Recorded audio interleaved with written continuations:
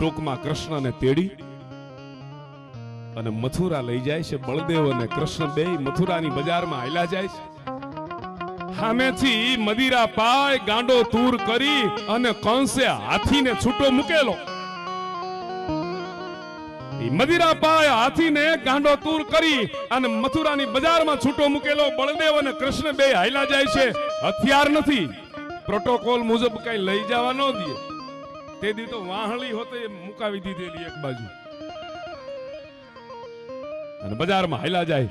બળદેવની નજર પડી એટલે બળદેવે કીધું ભાઈ કે હા, હાથી કૃષ્ણની સિંગલ બોડી હતી. સિંગલ બોડી, થોડોક શ્યામ હતો.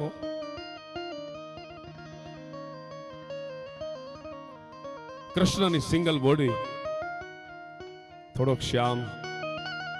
બળદેવે કીધું ભાઈ હાથી, કે ભાઈ મૂંઝાવાનું ન હોય, હાથી આવતો હોય તો એને આવવા દો.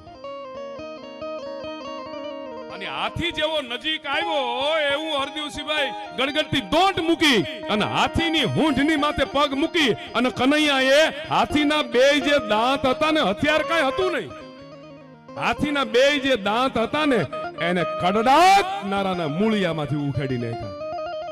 હાથી બેહી ગયો. એક હાથીનો દાંત પોતે રાખ્યો અને બીજો દાંત બળદેવને આપ્યો કે લ્યો ભાઈ હાલો હવે હાલો. અને કનૈયાએ દોટ મૂકી અને કંસની છાતી ઉપર ચડી બેઠા. એ કંસની છાતી ઉપર ચડી બેઠા એટલે કંસે કૃષ્ણને કીધું